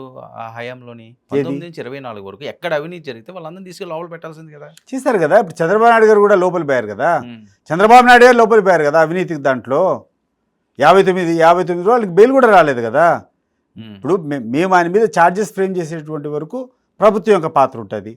తర్వాత జ్యుడిషియరీ అతనికి బెయిల్ ఉందా లేదా, తప్పు చేశాడు లేదా, జ్యుడిషియరీ బెయిల్ ఇవ్వాలి. మరి 59 రోజుల వరకు అతన్ని బెయిల్ కూడా ఇవ్వకుండా పెట్టారంటే ప్రైమా ఫేసీ ఎవిడెన్స్ ఉన్నట్టే కదా. ప్రైమా ఫేసీ ఎవిడెన్స్ దాంట్లో లేకుండా ఉంటే చంద్రబాబు నాయుడు 2 రోజులు ఎందుకు లోపల పెడతారు? ఆ స్కిల్ డెవలప్మెంట్ స్కామ్లో అట్లా స్కిల్ డెవలప్మెంట్ కాదు, ప్రతి ఒక్క దాంట్లో ఆయన యొక్క పాత్ర ఉంది, ఆయన కుటుంబ సభ్యుల యొక్క పాత్ర ఉంది. కాకపోతే ఏంటంటే దాంట్లో రెడ్ హ్యాండెడ్గా దొరికినాడు. ఇప్పుడు దొరకకుండా చేసుకునేటువంటి కార్యక్రమాలు కొన్ని ఉంటాయి. అదే రకంగా ఈరోజు కూడా చేస్తున్నాడు. డెఫినెట్గా ఆయన అవినీతిని ఎండగడతాం. ఈరోజు రేపు రాబోయేటువంటి మా వైఎస్ఆర్ కాంగ్రెస్ పార్టీ గవర్నమెంట్లో జగన్మోహన్ రెడ్డి గారు ఎటువంటి పరిస్థితుల్లో ఈ క్యాపిటల్ ముసుగులో జరిగేటువంటి అవినీతిని తప్పకుండా ఎండగడతాం. And we are not against that reason. ఇప్పుడు ఒక మారుమూల తీసుకొని పోయి అదే ఏ కనెక్టింగ్ పార్ట్లో ఇస్తే ఈజీగా పోయేవాడు కదా. ఈరోజు నేను పోవాలంటే 1500 రూపాయల నుంచి ఒక కామన్ పర్సన్కి ఒక ట్యాక్సీ తీసుకోవాలా, విజయవాడ రైల్వే స్టేషన్ నుంచి, విజయవాడ బస్ స్టాండ్ నుంచి తీసుకొని పోయి కనకదుర్గ బీచ్ తీసుకొని పోయి పోవాలా. లేకుండా అంటే ఆడిపోయేటువంటి మార్గం ఏమో చెప్పండి నాకు. ఆ కరకట్ట మార్గంలో పోయి 20 కిలోమీటర్ల దూరం పోయి అదే తీసుకొని పోవాలా. Is it a wise decision? మంచి అగ్రికల్చర్ భూములు, సంవత్సరానికి ప్రతి సంవత్సరము 3 పంటలు ఖచ్చితంగా పండేటువంటి భూములు అవసరం నీకు చెడగొట్టాల్సింది. చంద్రబాబు నాయుడు గారు మీరు చాలా కోపంగా ఉన్నట్టున్నారు. మీరు నేను ఆయన మీద కోపం అని కాదు, ఆయన చేసేటువంటి విధానాల మీద కోపం. ఇప్పుడు ప్రజలకు ఎప్పుడైనా భారం కలిగితే, ఆయన చేసేటువంటి నిర్ణయాల వల్ల ప్రజలు నష్టపోతే ఎందుకు నాకు అది ప్రతిస్పందించాలనిపిస్తుంది. దగ్గరగా ఉన్న వ్యక్తి కదండి, ఎందుకు ఒక్కసారిగా మీరు ఇలా రివర్స్ అవ్వాల్సి వస్తున్నది? అంటే ఆ వ్యక్తిగత కారణం. ఇప్పుడు నాకు చంద్రబాబు నాయుడు గారికి ఇప్పుడు నేను మీ దగ్గరికి వచ్చా, మీరు నన్ను నమ్మితే నేను మిమ్మల్ని నమ్ముతా. నన్ను మీరు నమ్మనని తెలిసినప్పుడు మీ దగ్గర నేను ఎందుకు ఉండాలండి? It is a very plain thing. నీకు నా మీద బిలీఫ్ ఉన్నంత వరకు నేను మీ దగ్గర ఉండగలుగుతాను. నా మీద మీకు నమ్మకం లేదనేటప్పుడు మీ దగ్గర ఉండే దాంట్లో అర్థం లేదు కదా. అయినా దాని గురించి కాదు, let us talk about the state. Personally also it's a very simple equation. నువ్వు కానీ నేను కానీ ఎక్కడ గౌరవం ఉంటుందో అటు ఉంటాం, గౌరవం లేని సాట ఉండము. మీకు చాలా గౌరవం ఇచ్చారు కదా, ఇంకా గౌరవం ఇచ్చే ఉంటే ఎందుకు వస్తాం? అంటే లోకేష్ గారితో లేదు అంటారు, నిజమా? లోకేష్ గారితో పడలేదో, ఇంకోటితో పడలేదో, లేకుండా అంటే వాళ్ళ అహంకారంతో పడలేదో. We had so many problems. Yes, definitely if want we can discuss on some other day. మీరు ప్రత్యక్ష రాజకీయాల్లో ఉంటారా 29కి? జగన్మోహన్ రెడ్డి గారికి దగ్గరగా ఉంటూ ఏ రకంగా అయితే వాట్ ఐ ఫీల్ ఇన్ నా యొక్క ఆలోచన విధానంలో ఏ కారణాల చేత అయితే జగన్మోహన్ రెడ్డి ఓడిపోయాడు అనుకుంటానో ఆ మిస్టేక్స్ అన్నీ కవర్ చేసేటువంటిది ప్రధానంగా నేను ఆయనకు ఆ దగ్గరుండి అసిస్ట్ చేయాలనుకుంటున్నా, to sort out the differences. జనానికి ఇంత మంచి నాయకుడు ఎందువల్ల చెడ్డ అయినాడు, ఆ యొక్క అపవాదాలన్నింటినీ తొలగించాలంటే ఏ రకంగా మనం నడుచుకోవాలనే దాంట్లో ప్రధానంగా జగన్మోహన్ రెడ్డి గారికి నేను అసిస్ట్ చేస్తూ ఉందామని అనుకుంటున్నాను. ఆ ప్రయాణంలో ఒకవేళ ఆయనకు ఆలోచన చేసుకొని లేదు నువ్వు ఇది పలానా చేయాలంటే కదా 100కి 100 రూపాయలు ఆయన ఏ కార్యక్రమం చెప్పినా కూడా దానికి ఆయన అనుసరించి ఆయన ఆలోచన విధానానికి అనుగుణంగా పోతారు. మీరు చెప్పిందే చాలా ప్రచారాలు జరిగినాయి. అసలు జగన్మోహన్ రెడ్డి గారు ఎవరిని దగ్గరికి రానివ్వరట, ఎవరితో మాట్లాడరట, అపాయింట్మెంట్లు ఎవరంట, మీరు దగ్గర నుంచి చూస్తారు. నిజమా అండి ఇది? ప్రజలకు తెలియాల్సిన అవసరం ఉంది. 100కి 300% తప్పు. ఈరోజు పదవిలో లేడు జగన్మోహన్ రెడ్డి. ఈ రోజుకి వారానికి 4 రోజులు మినిమం మన తాడేపల్లిలో అంటే విజయవాడ పరిసర ప్రాంతాల్లో ఉంటాడు. ప్రతిరోజు 300 మంది, ఇంకా అంతకంటే కలిసేదానికి కూడా సాధ్యం కూడా కాదు. మేము కూడా సార్ట్అవుట్ చేసాం. విఐపీస్ ఏదైనా కొన్ని బ్రీఫింగ్స్ అవన్నీ అయిపోయిన తర్వాత భోజనం అనేది కూడా తినకుండా రోజుకు 300 మందిని కలిసేటువంటి నాయకుడిని ఈ రకమైనటువంటి క్రియేట్ చేస్తారంటే అది అవతల యొక్క తెలివితేటలు. అంటే ప్రచారం చేసేదానికి తప్పుడు ప్రచారం చేసేటువంటి విధానం తప్పితే మీరు రండి, నేను చూపిస్తాను. ఈరోజు మా పార్టీ ఆఫీస్కి రండి, ప్రతిరోజు 300 మందిని, అంటే ఎక్సెప్ట్ ఆ మీటింగ్స్ ఏదైనా ఉండే కాకుండా ఉంటే జనరల్ డేస్లో రోజుకు 300 మందిని కలుస్తారు. ఇప్పుడు కలడం కాదు, అధికారంలో ఉన్నప్పుడు అది నేను లేనండి. అధికారం టాక్ విన్నారా మీరు? పోనది ఏది నేను విన్నాను. ఆ రోజు చేసేటువంటి విధానము కొన్ని మార్పులు చేసుకోవాల్సినటువంటి అవసరం ఉంది. అంటే నేను కూడా ప్రత్యక్షంగా నేను చూడలే. బట్ డెఫినెట్లీ ఏ నాయకుడికైనా ఒక సక్సెస్ఫుల్ లీడర్ కావాలంటే ప్రజలతో సంబంధాలే మెరుగైనటువంటి ఫలితాలు ఇస్తాయి. ఈరోజు లీడర్లతో నువ్వు కరెక్ట్గా ఇంటరాక్షన్ కాకుండా ఉంటే you will not get the proper feedback. ఎంతమందిని కలిస్తే, ఎంత నువ్వు జనం లేకపోతే నీకు అంత అద్భుతమైనటువంటి పాలన ఇవ్వగలుగుతాం. ఏ నాయకుడికైనా నేను చెప్తున్నా. చేంజింగ్ కనిపిస్తుందండి ఇప్పుడు ఆయనకి, ఏదో తపన కసి డెఫినెట్గా ఉంది. అంటే కసి కంటే కూడా జగన్మోహన్ రెడ్డి గారు చాలా ఆత్మవిశ్వాసం ఉన్నటువంటి మనిషి. అవును, అతను నమ్ముతాడు, అతని విధానాలు ఆయన నమ్ముతాడు. అతని విధానాలు ఎప్పుడు నేను తప్పు చేయలేనటువంటి ధైర్యం కూడా ఆయనకు ఉంది. ఈరోజు ఈ డజన్ కాంప్రమైజ్. నువ్వు ఏదైనా చెప్పి ఇది నువ్వు తప్పు చేసినట్టే నో ఇట్ ఇస్ కరెక్ట్ అంటాడు, నా విధానం ఇదని. బట్ అది ఎంత పొరపాటు అంటే ఆయనకున్నటువంటి ఆ ఆలోచన విధానాన్ని సమర్థంగా పక్కనుండే వాళ్ళు తీసుకొని పోయింది. అలా ఇప్పటికి కూడా నా had difference of opinion. Jaganmohan Reddy గారు పరిపాలించేటప్పుడు మీరు అనుకునేది నాకు కూడా అపోహలు ఉండేటివి. ఇది ఎందుకు చేస్తున్నారు, తప్పు కదా ఇది కథ అని. నేను ఆయనతో ఇటీవల కాలంలో బాగా సరితుకునేటప్పుడు సరే ఇది ఇట్లా చేసి లేదు సతీష్ అది ఇట్లా కాదు ఇట్లన్నాడు. అప్పుడు అనిపించింది నాకు, అంటే ఈయనకి ఇంత మంచి ఐడియా ఉంది, ఎందుకు దీన్ని సమర్థవంతంగా జనంలోకి తీసుకొని పోలేదు. There was a miss match. ఇప్పుడు ఆయనకున్నటువంటి ఆలోచన విధానాన్ని జనంలోకి తీసుకొని పోయేటప్పుడు ఆ పక్కన ఉన్నటువంటి ఆ యంత్రాంగం ఎవరైతే ఉందో వాళ్ళు సమర్థవంతంగా అదే టీం ఉన్నట్టున్నది కదా సార్, ఏమైనా మార్పు ఉందా? ఏముంది ఇప్పుడు ఆ టీము ఈ టీం అనేది కాదు, మనం ఆలోచన విధానం మారుతాయి డెఫినెట్గా. ఆయన ఎటువంటి పరిస్థితుల్లో ఈరోజు ఎక్కడ చూసినా కూడా చంద్రబాబు నాయుడు గారు చేసేటువంటి అవినీతి స్పష్టంగా బయటపడుతూ ఉంది. ప్రజలు ఈ అవినీతి చేస్తానికి మేము తనకి అధికారం ఇచ్చేదని ఎక్కడ చూసినా అనుకుంటున్నారు. హారతి కర్పూరం పెట్టుకొని ఆయనకు హారతి ఇచ్చి పళ్ళెంలో తీసుకొని వచ్చి మాకు అధికారం ఇస్తారు. పెద్దగా మేము బాధపడాల్సిన అవసరం కూడా లేదు. నల్లేరు మీద నడక మాదిరి ఉంటుంది మా విజయము. 2029లో జగన్మోహన్ రెడ్డి గారు మళ్ళా ముఖ్యమంత్రి అయ్యేది అనేది నల్లేరు మీద నడక. ప్రజలు వచ్చి మహానుభావ మేము పొరపాటు చేసినాం అని చెప్పి హారతి ఇచ్చి ఆయనకు పల్లెంలో పెట్టి తీసుకొని వచ్చి ఇస్తారు. ఇది వాస్తవం సార్. చాలా తక్కువ మందికి తెలిసిన అంశాలు చాలా ఎక్కువగా సతీష్ రెడ్డి గారికి తెలుసు. వైఎస్ రాజశేఖర రెడ్డి గారిని మీరు చాలా సార్లు చూశారు, ఆయనతో మీరు ఫైట్ చేసిన సందర్భాలు కూడా ఉన్నాయి. సో రాజశేఖర రెడ్డి గారిని దగ్గర నుంచి చూసిన సతీష్ రెడ్డి గారిని ఇప్పుడు జగన్మోహన్ రెడ్డి గారిని దగ్గర నుంచి చూస్తున్న సతీష్ రెడ్డి గారికి వాళ్ళిద్దరి గురించి కంపేర్ చేయమంటే ఏం చెప్తారు? రాజశేఖర రెడ్డి గారు జనం నుంచి వచ్చినటువంటి వ్యక్తి. ప్రజల కష్టాలన్నింటినీ దగ్గరగా చూసి, ప్రజల వ్యవహారం చూసి, ప్రజల యొక్క మైండ్ సెట్ తెలిసి, ప్రజలకు ఏ రకంగా చేయాలని చెప్పి ఒక పరిపక్వం వచ్చినటువంటి మనిషి. బికాజ్ ఆయనకి 25-26 సంవత్సరాలు ఉండేటప్పుడు ఎమ్మెల్యే అయినాడు. విస్తృతంగా పర్యటనలు చేసేవాడు. నాయకులు ఎట్లుంటారు, జనం ఎట్లుంటారు, జనాన్ని ఏ రకంగా రిసీవ్ చేసుకున్నాను ఒక రిసెర్చ్ చేసుకొని ఆయనకంటూ ఒకటి చేసుకొని ఒక అద్భుతంగా పరిణితి చెందినటువంటి వ్యక్తి రాజశేఖర రెడ్డి గారు. బట్ జగన్మోహన్ రెడ్డి గారు ఒక ఎమోషన్తో వచ్చినటువంటి వ్యక్తి. బట్ విపరీతమైనటువంటి బాండింగ్, ప్రజల్లో ఒక విపరీతమైనటువంటి అభిమానాన్ని గూడికట్టుకుని ఒక దేవుని స్థానంలో ఈరోజు పూజలు చేసుకునేటువంటి స్థాయిలోకి అది చేరినాడు. బట్ దానికి రాజశేఖర రెడ్డి గారికి ఉన్నటువంటి అనుభవం కానీ, జనంతో ఉన్నటువంటి సంబంధాలు కానీ, జనం మీద ఒకటి ఆ యొక్క పర్సనల్ థింగ్. ఇప్పుడు నీకు ఎవడో వచ్చి నీకు పాఠాలు నేర్పించేది వేరు, స్వయంగా నువ్వు నేర్చుకునేది వేరు. That is the difference. So Rajasekhara Reddy గారిది పరిణితి అనుభవంతో వచ్చింది. ఆయనకు చూసుకున్నాడు, చేసినాడు, మాస్టర్ అయినాడు దాంట్లో. ఇంకా నాయకత్వం అంటే ఎవడైనా కూడా రాజశేఖర రెడ్డిని చూసి నేర్చుకోవాలనేటువంటి పరిస్థితిలో ఉన్నింది. అండ్ జగన్మోహన్ రెడ్డి గారు కూడా ఒకే ఒక అడుగు వాళ్ళ నాయన అడుగుజాడల్లో నడిచినంటే ఈ రాష్ట్రం ఉన్నంత వరకు, జగన్మోహన్ రెడ్డి గారు ఉన్నంత వరకు, ఈ రాష్ట్రంలో జగన్మోహన్ రెడ్డి గారు ఉన్నంత వరకు ఆయన ముఖ్యమంత్రిగా ఉండేవాడు. జస్ట్ ఆయన అడుగుజాడల్లో, ఆయన ఫుట్ స్టెప్స్లో నడిచింటే చాలు. బట్ ఎందుకో అది కొంచెం మిస్ మ్యాచ్. ఎందుకంటే ఈయన ఒక సెంటిమెంట్తో వచ్చినాడు, రావడమే ఆ యొక్క కాంగ్రెస్ ప్రభుత్వం చేసేటువంటి విధానాలు లేకుంటే ఇక్కడ వద్దు తీసుకొని పక్కనేయడం, రాజశేఖర్ గారు చనిపోయిన తర్వాత బయటకు వచ్చేసేయడము, ఆ డైనమిజం అది వేరే గ్రౌండ్లో వచ్చింది. ఆయన అట్లా కాదు కదా, జనంతో సేవ చేసుకుంటూ, జనంతో జర్నీ చేసుకుంటూ, జనంలో కష్టాలు సుఖాలు అన్నీ పడినాడు కదా రాజశేఖర రెడ్డి. ఆయన కష్టం ఏందో తెలుసు, సుఖం ఏందో తెలుసు, నువ్వు ఎందుకు బాధపడుతున్నావో తెలుసు, నీ అవసరం ఏందో తెలుసు.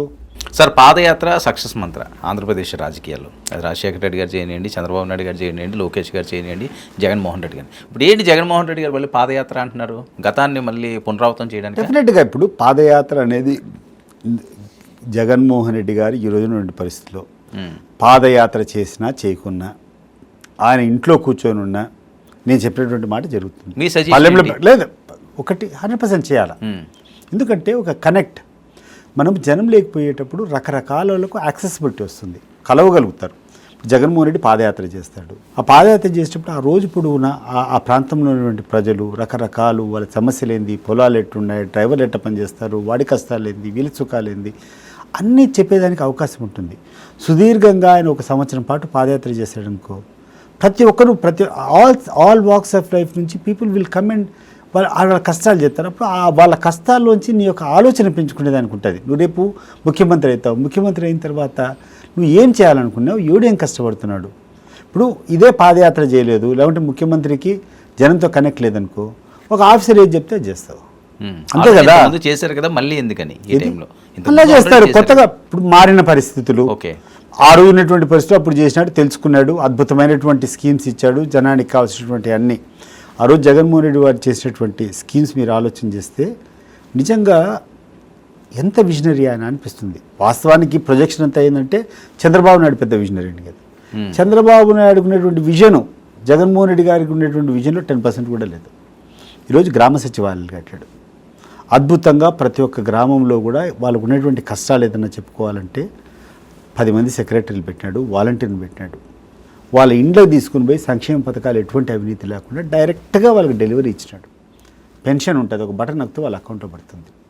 ఎక్కడికి పోయి చంద్రబాబు నాయుడు గారి దగ్గర పోయి క్యూలో నిలబడాల్సిన అవసరం లే. 1వ తారీఖు అంటే 1వ తారీఖు ముందు వాళ్ళ అకౌంట్లో డబ్బులు పడతాయి. చంద్రబాబు నాయుడు టైంలో ఏంది, ముసలి వాళ్ళందరూ పోయి క్యూలో నిలబడుకోవాలా. ఈ వాలంటీర్ తీసుకుని పోయి డబ్బులు వాళ్ళ ఇంటి దగ్గర ఇచ్చాడు. విమర్శలు కూడా అదే కదా, బట్టలు నొక్కడం తప్పించి ఇంకా ఆయన ఏం చేయలేదు. అదే నేను చెప్తున్నా కదా. ఎస్, డెఫినెట్లీ ఆయన అనుకునేది ఏంటంటే పేద ప్రజలకు మేలు చేయాలా, దళారి ఉండకూడదు. బటన్ నొక్కడం అనేది మరి ఇప్పుడు నొక్కచ్చు కదా. ఆయన 116 చెప్పాడు కదా, సూపర్ 6 చెప్పాడు, తర్వాత 143 ప్రామిసెస్ చేశాడు. నొక్కాలి కదా ముఖ్యమంత్రిగా, నువ్వు ఎందుకు నొక్కలేకుండా? If it is such an easy thing, నువ్వు బటన్ నొక్కేదంత సులభమైతే ఎందుకు నొక్కలేదబ్బా ఇప్పుడు? సార్, ఏంటి చిన్నబాబుకి పట్టాభిషేకం అట, ఎలా ఉండే అవకాశం ఉంటుంది తెలుగుదేశం పార్టీకి? ఆయనే ఇక భావి నాయకుడు, కాబోయే ముఖ్యమంత్రి.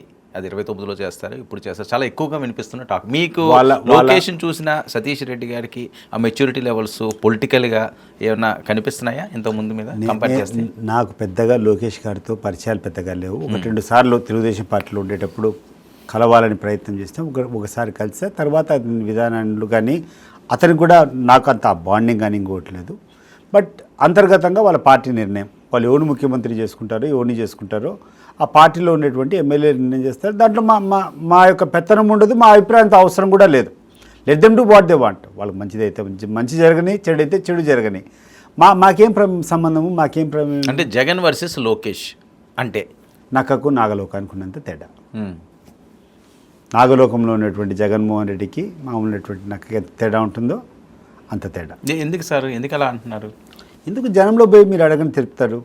జగన్మోహన్ రెడ్డి ఈరోజు నువ్వు జగన్మోహన్ రెడ్డి ఎక్కడికన్నా నువ్వు పోతే ఆ జన ప్రభంజనం చూసావు నువ్వు. ఒకటి తోలింది కాదు. అండ్ ఈ రోజుకి నేను చెప్తున్నా, ఎక్కడన్నా జగన్మోహన్ రెడ్డి వస్తారంటే మా పార్టీ వాళ్ళని అసలు ఒక్కరు కూడా ఇన్ఫార్మ్ కూడా చేయం. ఇప్పటికి జస్ట్ ఆ ప్రోగ్రామ్ ఇస్తామంతే. ఎవడు పార్టిసిపేట్, జనం పెద్ద ఎత్తున వస్తాను. ఆ తర్వాత వచ్చిన తర్వాత నేను చూసాను, నేను గమనించినాను వర్మ గారు, చంద్రబాబు నాయుడు గారితో కూడా చాలా దగ్గరగా ప్రయాణం చేసిన. పోతూ ఉంటే వేవ్ చేస్తారు, చేతులు నమస్కారం పెడతారు, కొంతమంది అభిమానిస్తుంటారు. చంద్రబాబు నాయుడు గారు కూడా జరుగుతుంది. బట్ జగన్మోహన్ రెడ్డి గారితో నేను కారులో పోయేటప్పుడు, ఆయన ప్రయాణం చేసేటప్పుడు చూస్తే ఆయన చూస్తేనే ఒక పూనకం వచ్చేస్తుంది. అదేందో ఒక ఆరాధ్యమైనటువంటి వ్యక్తిని చూసినట్టు ఆ కళ్ళల్లోనే కనపడుతుందన్నమాట ఆనందం. అటువంటి ఆకర్షణ శక్తి కానీ, అటువంటి అభిమానం, ఆ అభిమానించేట నేను ఎవ్వరు ఏ లీడర్ కూడా చూడలే. అంత క్రేజ్, అంత కథ ఉండేటువంటి వ్యక్తి. ఆ తర్వాత పరిపాలన చేసినప్పుడు కూడా 5 సంవత్సరాలు ఆయన చేసినాడు. 5 సంవత్సరాల్లో ఆయన ఏం చేసినాడో క్లియర్గా అందరికీ తెలుసు. గ్రామ సచివాలయాల దగ్గర నుంచి ఆ గ్రామాల్లో ప్రతి ఒక్క గ్రామంలో కూడా వాలంటీర్లుగా ఒక 20-30 మంది, ఒక చిన్న గ్రామంలో కూడా 20-30 మంది వాలంటీర్లు, 10 మంది సెక్రటరీలు. ఆ తర్వాత ప్రతి ఒక్కరికి కావాల్సినటువంటి అన్ని డోర్ డెలివరీ, వాళ్ళకి కావాల్సినటువంటి రేషన్ అంతా అవినీతి లేకుండా ముందే ప్యాక్ సిస్టంగా వాళ్ళకి ఇంట్లో ఇవ్వడం, పెన్షన్ అంటే డైరెక్ట్గా ఇంటికి తీసుకొని పోవడం, ఎవరికైనా ఎలిజిబిలిటీ ఉంది ఇప్పుడు ఒక పెన్షన్ ఇచ్చేటువంటి కార్యక్రమాలు జరుగుతున్నాయి ముసలోళ్ళకు. 60 సంవత్సరాలు ఎలిజిబిలిటీ, 60 సంవత్సరాలు దాటితే రావాలా. 60 సంవత్సరాలు దాటినటువంటి నెక్స్ట్ మంతే జగన్మోహన్ రెడ్డి గారి టైంలో సెక్రటరియట్లో ఫీడ్ చేసేవాళ్ళు, వాళ్ళకి నెక్స్ట్ మంతే వచ్చేది. ఈరోజు చంద్రబాబు నాయుడు ముఖ్యమంత్రి 62 సంవత్సరాలు అవుతుంది. 60 సంవత్సరాలు దాటి ఇప్పటికి కొన్ని లక్షల మంది 60 దాటినారు. ఎవరికి చెప్పాలనో అర్థం కావడంలే, ఎవరు పట్టించుకునేవాడు లేడు, దిక్కు లేదు, దివానం లేదు. సో ద మెకానిజం, ఎవరెవరైతే పేద ప్రజలకి ఏమేమి అవసరమో, మౌలిక సదుపాయాలు అవసరమో అదంతా ఎక్సలెంట్ వర్క్ చేశారు. హాస్పిటల్స్ ఉండే బ్రహ్మాండమైన సేవ చేసినాడు. ఎవడే కానీ ఎక్కడే కానీ ఆరోగ్యశ్రీ గురించి కంప్లైంట్ చేసేటువంటి వాడు లేకుండా టెన్షన్గా జరిగిపోయేది. పేదవాడు హాస్పిటల్కి పోయినటువంటి ట్రీట్మెంట్ జరిగేది. ఈరోజు ఎక్కడుంది ఆ పరిస్థితి? ఈరోజు రైతులకు పలాని కావాలని చెప్పి ఇండియన్ పెడితే వాని ఇంట్లో కూర్చొని గ్రామంలో ఉన్నట్టు ఆర్బీకేకి వచ్చి పడిపోయేటి. అదే రకంగా విద్యా వ్యవస్థ ఎంత మార్పు, నాడు నేడు అని చెప్పేసి ఎంత మార్పు తెచ్చినాడు. ఆ బిల్డింగుల్లో కానీ, ప్రాథమికంగా వాళ్ళకి ఇచ్చేటువంటి ఫుడ్లో కానీ, వాళ్ళకి ఇచ్చేటువంటి యూనిఫామ్లు కానీ ఎంత తీసుకొని వచ్చినాడు.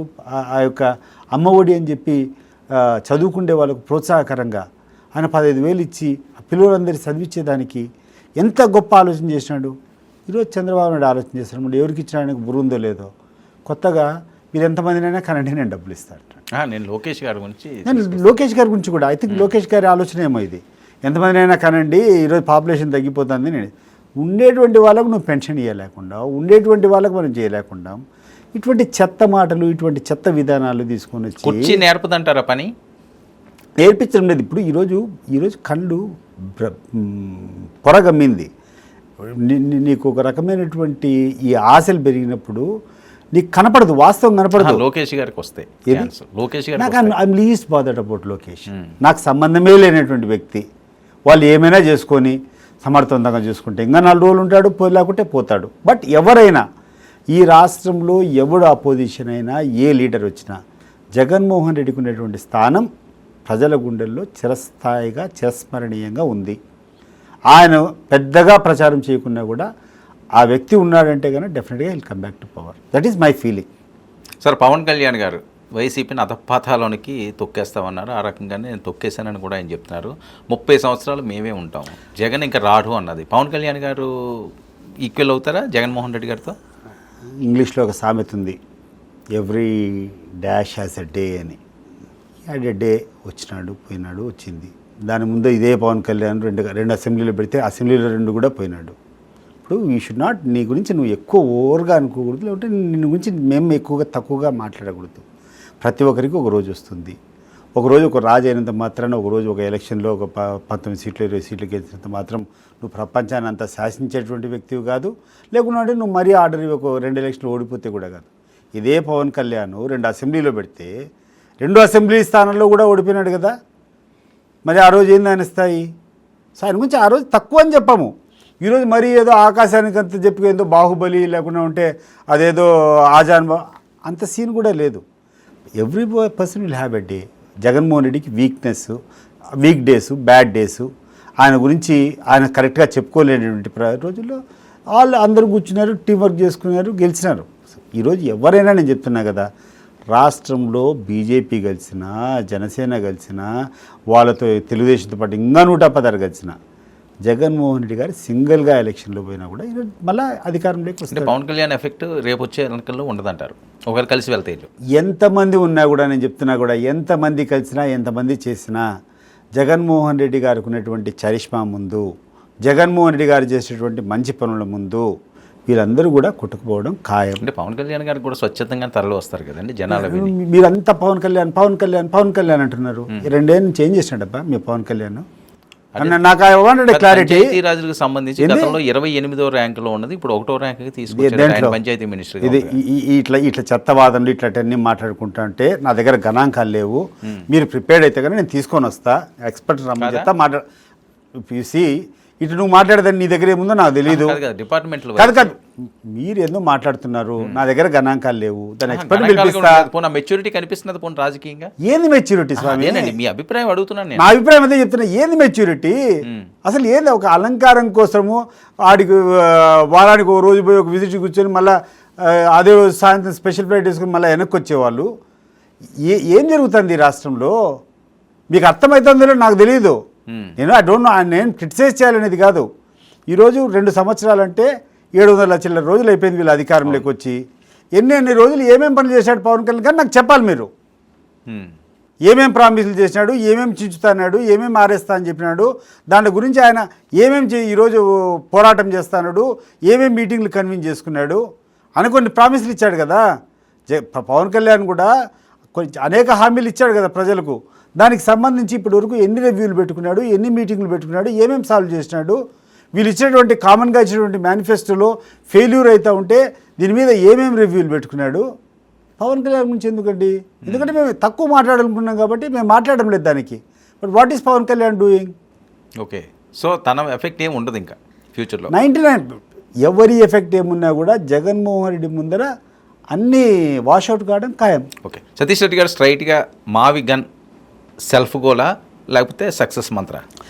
మావి gun is a super hit. Might be వీళ్ళకి కావాల్సినటువంటి ట్రోలింగ్స్ ఈరోజు చేసుకోవచ్చేమో. వీళ్ళకి కావాల్సినటువంటి ట్రోలింగ్ చేసుకొని మావి గన్ ఏంది, ఈ పేరేంది, ఆపత ఏంది, ఆ ఆలోచన విధానాన్ని మేము స్పష్టంగా జనంలోకి తీసుకొని పోయినప్పుడు ఇది ఇంత అద్భుతమైనటువంటి ఆలోచన ఉందా, ఇంత అద్భుతంగా చేయొచ్చు అనేటువంటిది వాస్తవంగా ఏదైతే జగన్మోహన్ రెడ్డి గారి మైండ్లో ఉందో దాన్ని తీసుకొని పోయినప్పుడు it is going to be a super hit. And జనం కూడా అదే కోరుకుంటారు. ఈరోజు ఒక మారుమూల ప్రాంతంలో ఎవరికి యాక్సెసిబిలిటీ లేనటువంటి మంచి పంటలు పండేటువంటి ప్రాంతంలో తీసుకొని ఆ పంటలన్నీ పండకుండా నువ్వు ఒక చెత్త కార్యక్రమం చేసి దానికి తీసుకొని పోయి పనికి మాలినటువంటి ఏరియాలో ఈ 3 నగరాల మధ్యలో ఒక పాకెట్స్ డెవలప్ చేసి ఒక గ్రోత్ కారిడార్గా, ఒక గ్రోత్ ఇంజన్గా రకరకాల సెక్టర్లు రకరకాలుగా ఎక్కడెక్కడ డెవలప్ చేయాలనేటువంటి ఒక విజన్తో తీసుకుని పోయింటే ఇప్పటికే బ్రహ్మాండమైనటువంటి పేరు వచ్చేది. అండ్ ఒక్కటి ఆచరణ సాధ్యం కానటువంటి మాటలు మనుషులను భ్రమలో పెట్టేది, ఒక ఇమాజినేటివ్గా ఒక ఊహల పల్లకిలో తేల్చేటువంటి విధానాన్ని ఈరోజు ప్రభుత్వం చేస్తూ ఉంది. వాస్తవ రూపం దాల్చేదానికి అవకాశమే లేదు. ఎందుకంటే ఫస్ట్ థింగ్ నీ దగ్గర డబ్బులు లేవు. ఈరోజు పయ్యావుల కేశవ్ నేను ఎక్కడనో మాట్లాడతా జీతాలు ఇవ్వాలంటే మా దగ్గర లేవంటున్నాడు. డబ్బులు 99% మాకు ఉండేటువంటి రెవెన్యూ గవర్నమెంట్ ఉద్యోగస్తులు జీతాలు ఇచ్చేదానికి సరిపోవడం లేదంటున్నాడు. మీకు ఇచ్చే ప్రతి సంక్షేమ పథకము మేము అప్పులు చేసి తెచ్చిస్తామంటున్నాడు. ఈ పరిస్థితుల్లో ప్రజల్ని ఇంగరోంత అప్పుల పాలు చేసుకొని ప్రభుత్వం తెచ్చే అప్పులంతా ప్రజలే కదా కట్టాల్సింది. దేనికోసం కట్టావు? ఈరోజు మీరు పొదాం రండి, అటు చూపిస్తాను నేను. కొన్ని లక్షల పైపులు, ఇనుప పైపులు, ఇంత పెద్ద పెద్ద పైపులు తెచ్చి రోడ్ల వెంబడి పడిచేసినారు. నేను 2016, 2017 నుంచి చూస్తాండ. ఈ రోజుకి ఆ పైపు లేలే. వాళ్ళు బిల్లులేమో తీసుకొని పోయినారు. రాజధాని నిర్మాణం కోసం చేసేటువంటి కాంట్రాక్టులకు 10% అడ్వాన్స్ అంట. ఎస్, నిర్మాణం చేయాలి. ఈ రాష్ట్రంలో నిజంగా పనులు చేసినటువంటి కాంట్రాక్టర్లకు నెత్తి నోరు కొట్టుకుంటాడు 10 నెలల నుంచి. అయ్యా స్వామి మాకు డబ్బులు అంటే 10% కమిషన్ అంటే అది ఇచ్చేదానికి కూడా సిద్ధపడినారు. వాళ్ళకి డబ్బులు ఇచ్చేదానికి అవకాశం లేదు. ఈ రాష్ట్రంలో NHలో రోడ్లు జరుగుతాయి, నేషనల్ హైవేస్, సెంట్రల్ గవర్నమెంట్ సంబంధించినటువంటి 30% ఇస్ ద మినిమం లెస్ ఈరోజు కోట్ చేసేది. రాష్ట్రంలో ఏపీలో జరిగినటువంటి అన్ని పనులు చూడండి, NHలో 30%, 42% లెస్ వేశారు. మరి నీ అమరావతిలో ఏమో ప్రతిదీ ఎక్సెస్. ఎక్కడ పోటీ రావాలి అనుకుంటున్నారు జనం, అంతేనా? జనానికంతా జగనే కావాలి, జగనే రావాలి. ఓకే, థ్యాంక్ యూ అండి. Thank you so much Satish Reddy గారు. ఇది వైసీపీ రాష్ట్ర ప్రధాన కార్యదర్శి సతీష్ రెడ్డి గారితో ఈనాటి హాట్స్పాట్. మరో కథతో మరో హాట్స్పాట్లో కలుద్దాం. Stay tune to 99 news.